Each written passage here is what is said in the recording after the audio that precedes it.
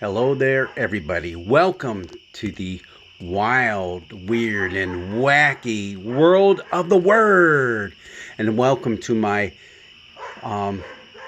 livestock guardian dogs in the background barking at some cats that are having a cat fight somewhere. They're just trying to tell them to knock it off and get lost. Hey, let's talk about this wild and wacky world of the Word.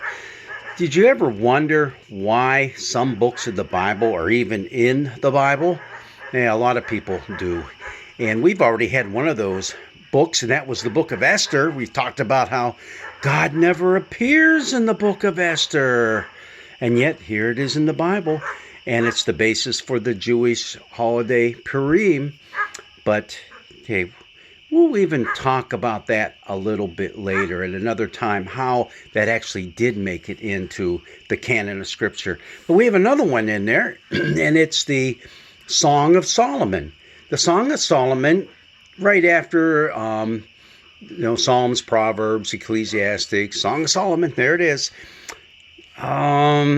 It's weird. Doesn't mention God at all.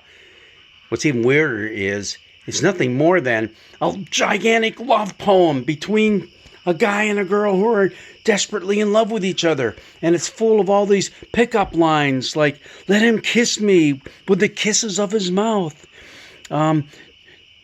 Draw me after you. Let us make haste. The king has brought me into his chambers. What? Hey, stop. This is X-rated stuff. That's the mild stuff. It gets even better as we go along. So how did this make it into Scripture? Well, there's just conjectures that it says in Kings somewhere that Solomon wrote over 1,000 songs, and this was kind of laying around, and someone said, hey, had it belong to Solomon. We don't know. Most likely it wasn't. It was probably written by other authors. It's a beautiful piece of work when you come down to it in literary terms. It has all kind of play on words that are going on in it and sing-songy type of stuff.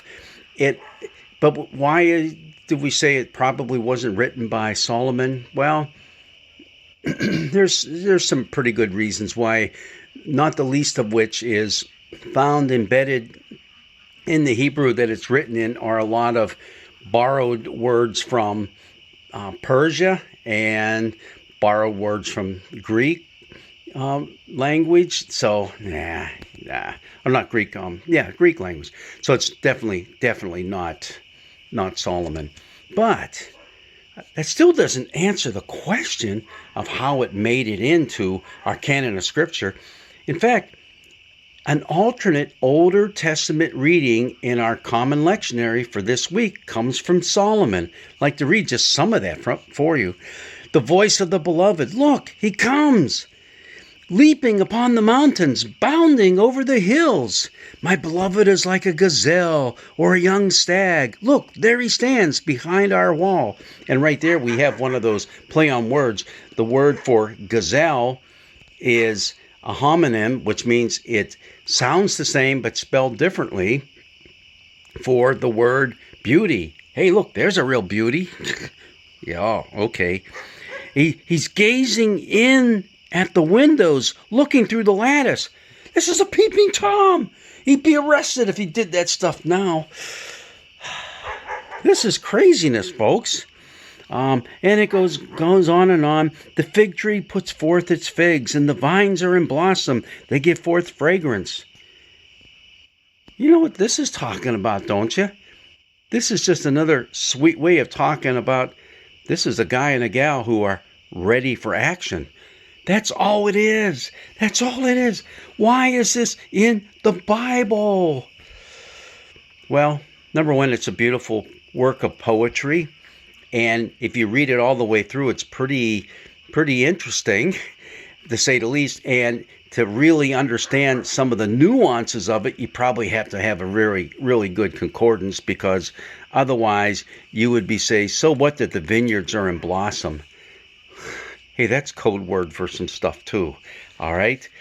But getting into the Scriptures still, Well, here's what happened.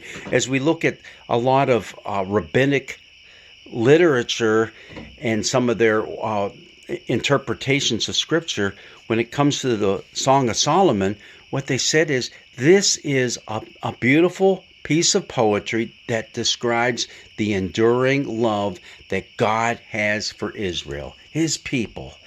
And that God never gives up, and God's constantly chasing them, and there's a love affair going on between God and his people.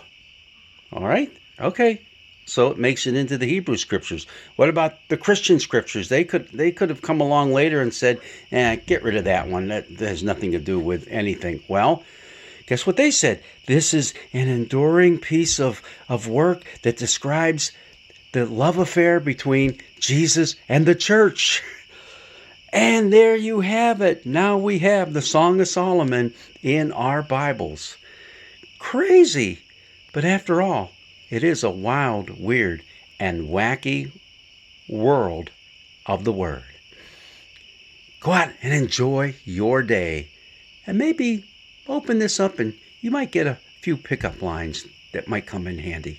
God's blessings be with you.